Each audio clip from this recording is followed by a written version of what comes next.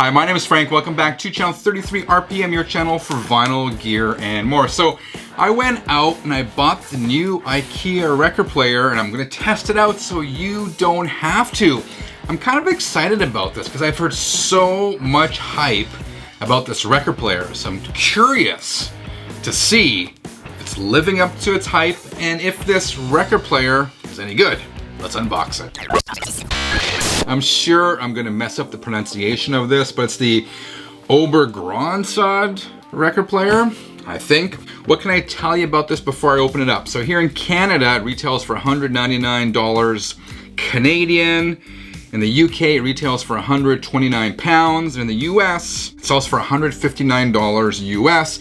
If you do all of the currency conversions, it's a little more expensive in the US than it is in the UK and Canada. When I read the product details here, it says you can enjoy good sound thanks to a high quality pickup with a conical diamond stylus tip that is gentle on the record. That refers to the Audio-Technica AT3600L cartridge and stylus. This is the cartridge that comes stock with this turntable. It's quite a popular one. It's not the best one out there by any stretch of the imagination, but it should do the trick. What else does it say here in the product description? It says easy to start. You just connect the RCA cable to a speaker with a built-in amplifier and the USB cable to the power outlet via a USB charger.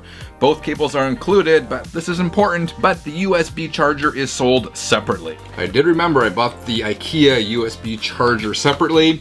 So just from that description, it sounds like this is intended, or they have the idea that these record players will mostly be used with external powered speakers. So for this test, I'm gonna test it with some Edifier powered speakers. What else does it say here? It says the record player's belt drive and has a built-in preamp. So this is what I'm interested in. So it comes with a built-in preamp. So obviously you need that built-in preamp if you're gonna use this with powered speakers.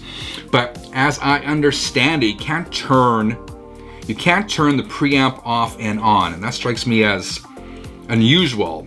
I'm the kind of user that does not use the built-in preamp, so that tells you something. Okay, 2 speed options, 33 and 45. It says housing is plastic. And this was a bit disappointing. When I looked at the original pictures, for some reason I thought this was a wood base. I don't know why I thought that, but it's actually plastic. The tone arm is aluminum and the feet are silicone rubber. So I think that's all we need to know before we get going with this IKEA experiment. So, I got my knife, let's see what's inside the box. All right, here's the USB, here's the RCA. This box, just a side note, this box is surprisingly lightweight. I was expecting some more heft to it, but honestly this box can't be more than a couple of pounds. Instructions, I got two sets of instructions. All right, it tells you how to plug it in, tells you how to connect it to speakers. Again, all really basic stuff. So not to worry, we'll put that aside. Let's carefully open this up. Okay, oh man, okay. So instantly, I gotta say, I'm a little disappointed with this. I'll remove this. Just off the bat, this is very lightweight. I mean, this is probably, if this was a pound and a half, I'd be surprised. You know, I mean, initially, this is not looking, in terms of quality, it's not looking much better than a Victrola or any sort of all-in-one record player. Actually, that might be an interesting follow-up video to this. I might do a video comparing the IKEA record player to one of those all-in-ones. But this is about the same weight. And I swear, for whatever reason, when I initially saw the press releases about this and the original images, I swore this was gonna be wood. And it's just my imagination, obviously. This is not wood, this is plastic, and it's very, very lightweight plastic at that. Here we have 33 to 45. Here we have the on and off.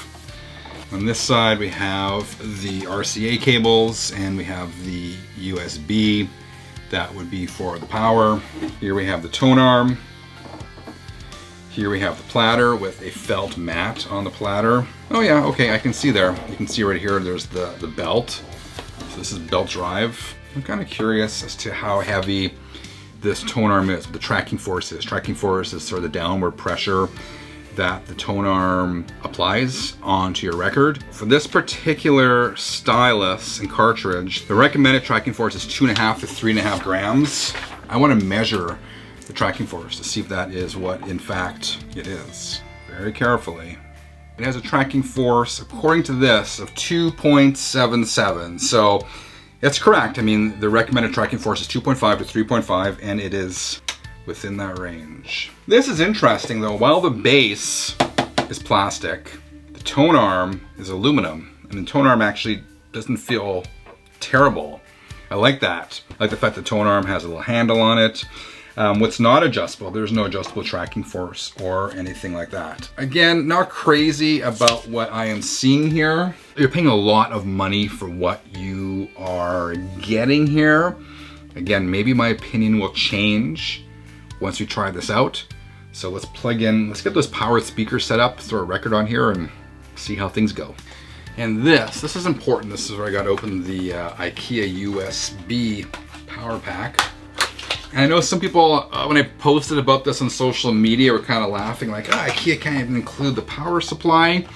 Yeah, it would have been nice to get it. This is an extra 10 bucks, but I think the reason they did this is so they can sell this internationally to a worldwide market, because the power sources vary across the world. I think that's what it is. Okay, we got it hooked up. The power should all be here. It's for demonstration purposes. I'm gonna put this album on from this UK band called the Penny Dreadfuls. Let's throw this on here. Tone arm up. Let's lower this and we'll see what happens.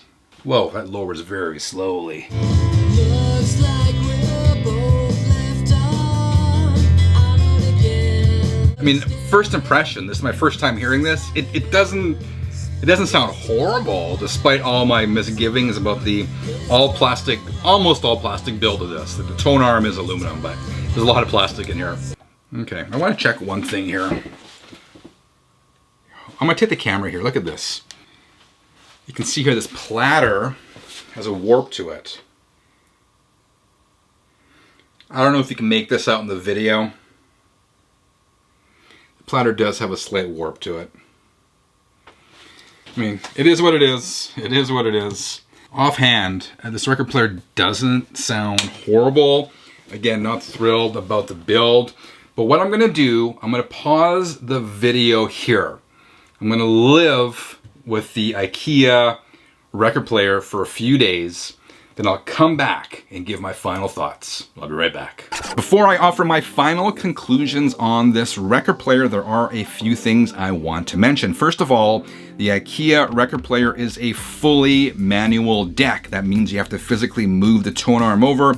You have to lower it, preferably using the cueing lever. And when the record is done playing, you have to lift the tone arm up and physically move it back to its resting spot. Number two, if you're buying this record player or a similar record player and you're putting it in your listening area, don't set the speakers up the way I did in that quick demonstration with the speakers right beside the record player, because at loud volumes, the vibrations from the speakers can be picked up by your needle, and if it's loud enough, that can result in feedback. Finally, after shooting the demonstration you just saw, I did one other test on the record player, and that is measuring the wow and flutter. Now, this is not a perfect measure. I used an app on my phone, and that can cause issues, right? Like the weight of the phone even can slow things down. So this is not a perfect experiment, but I did want to share the results with you. So for speed, I ended up getting a reading. Well, first of all, for speed, you want to get as close to 33 1/3 as possible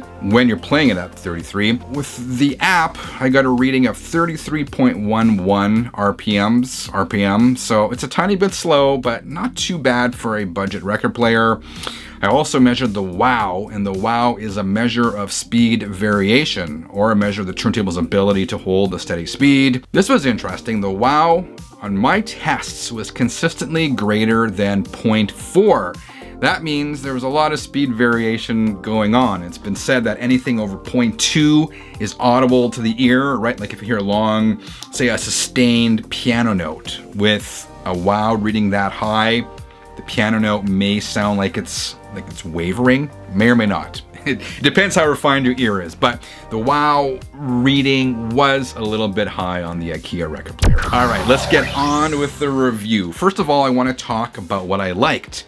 Number one, I like that aluminum tone arm. You're not gonna find that in the all-in-one suitcase style record player. So that was nice. I like the fact that it had a cueing lever. That's the thing that you can pull up to lift the tone arm up. That's good. I like the fact that it has a built-in preamp. You need a built-in preamp if you want to use powered speakers or if you want to plug it into an amplifier that does not have a phono input. The cart it comes with is good, the Audio Technica. It's got a decent cart, right? Not the best, but pretty decent. And I don't mind the look of this. I know people are kind of torn on it. It's got that boxy look, but I don't mind it at all. So that's the good stuff. I didn't love everything about this record player. What I didn't like, and I mentioned this earlier, is the all plastic construction. Feels very flimsy. I was not a fan of that. I also don't like the fact that the counterweight and the anti-skate is not adjustable. That will limit your options if you ever want to change or upgrade the cartridge on this record player. That said, this is coming from my perspective, maybe from the perspective of someone new to vinyl. It may actually be a positive, right? There's not a lot of things to fiddle around with, so it may not be bad if you're just getting to vinyl. I did not like the fact that you cannot turn off the preamp. It's always on, so that limits your options a bit in terms of what you can plug it into. But again, it's probably appealing to the core audience for this record player, and that is the newcomer who just has some basic powered speakers. I also have some concerns with the performance of this record player. Those quick tests I did, man, I was not impressed with that wow reading. Definitely a red flag there. My biggest gripe with this turntable is the price. For the same price or less, there are other options that offer more bang for your buck. Prime example is the Audio Technica LP60X. The 60X comes with an aluminum platter. It's also fully automatic, has a switchable preamp, comes with a dust cover, and comes with a power source. Those are all things missing from the IKEA record player. Bottom line, this is an okay record player for the casual listener or people just getting into this. It does offer that unique look, but there are better options out there for the same price or less, giving you more bang for your buck.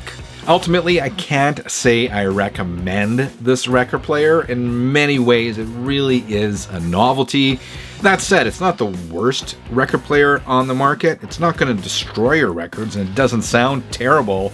So if you have it, play it, enjoy your music, and have fun. If you have watched this video this far, you are obviously interested in turntables. You should check out this other video I did. I'll leave a link here on the screen with my picks for the best turntables under $500. I'll see you there in a few minutes. Until then, keep on spinning.